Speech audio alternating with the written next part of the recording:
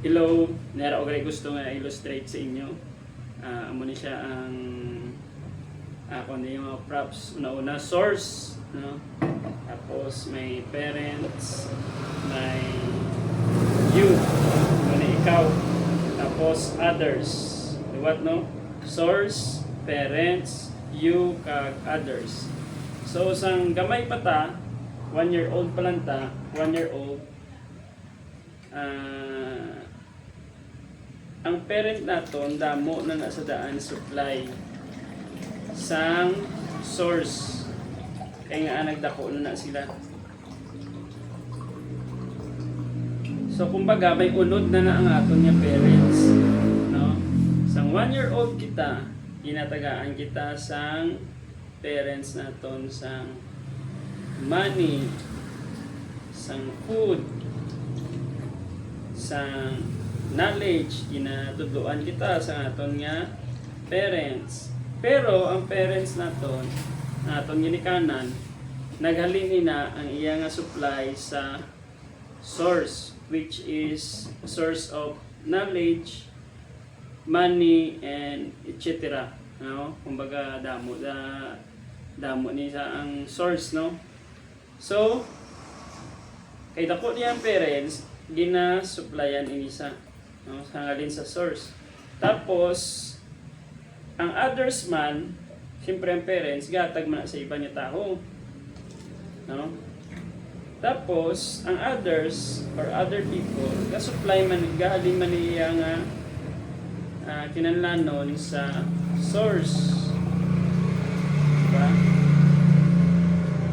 So kumbaga ikaw ni isang bata ka pa, 1-year-old, 2-year-old, inasupplyan ka magyapon sa iyong mga parents.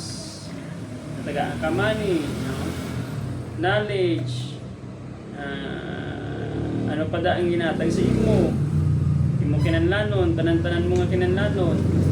Ang iba nga tao gahatag man sa imo, no? Other people.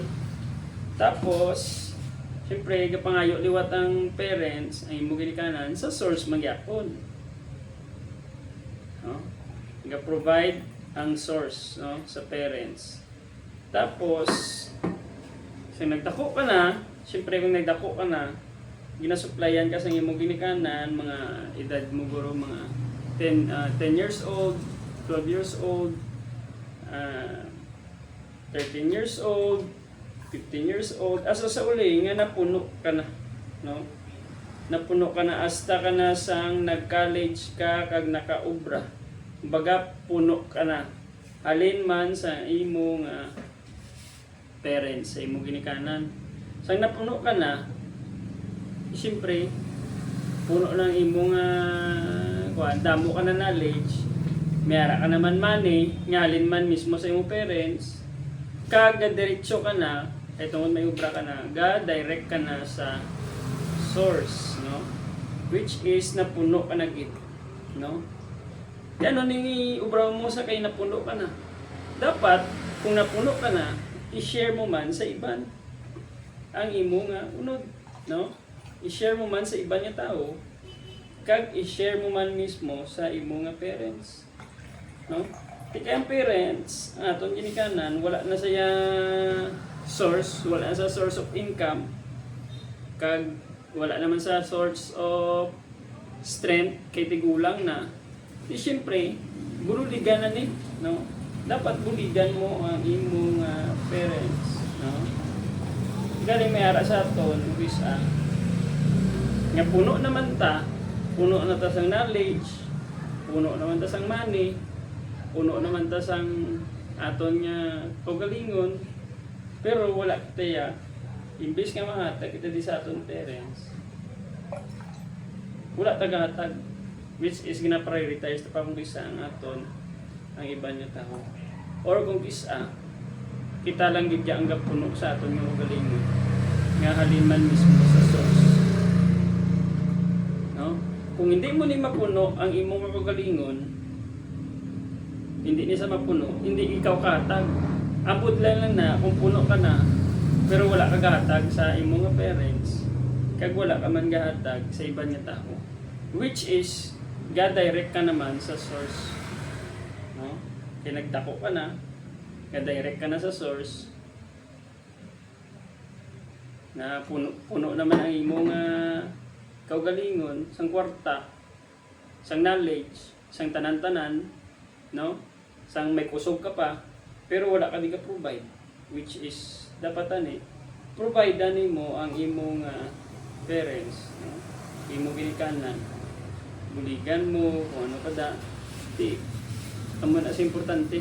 Kag dumdumon din naton permi nga ang source. Amo ini ang Ginoo. No? Ti amo man subong ga eskwela ka mo ba mga estudyante, samtang ga eskwela ka mo. Punon nyo na inyo kagalingon, nami ginako na puno inyo kagalingon. Tapos i-share nyo man ang inyong money, ang inyong knowledge, ang inyong kung ano walang mayara sa inyo, kusog nyo, buligan nyo inyong ginikanan, kagang iban nyo tako, kag maas kamo permi sa source, which is Ginoo, no?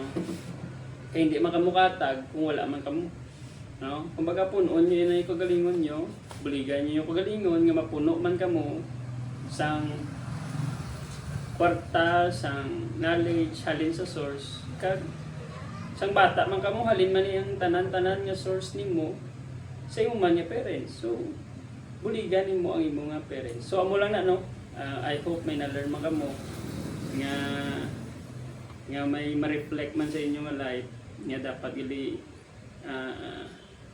i-share ta man ang aton nga blessing, i-share ta man ang aton nga kusog, nga biska ng aton nga parents tigulang na buligan naton sila, no?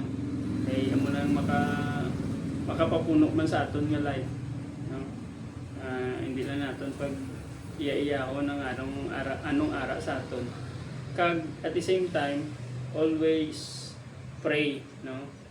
As sa tinatawag na source, which is ang Ginoo. I hope no may na-learn mo sa akon, hindi lang puro tanan pakadlaw, no? Amo ring aton nga Ginoo, mo isang source, kag hindi naton pagkalipatan nga sa una ginpuno man ta sang Ginoo, nga halin man mismo sa parents, no? Napuno kita sang pagpalangga sa Ginoo, sa pagpalangga sa parents, sa pagpalangga man sa ibang nga tao, dapat i-share ta man ang pagpalangga ta sa aton ginikanan sa ibang nga tao, kag at the same time sa Ginoo. So thank you and God bless.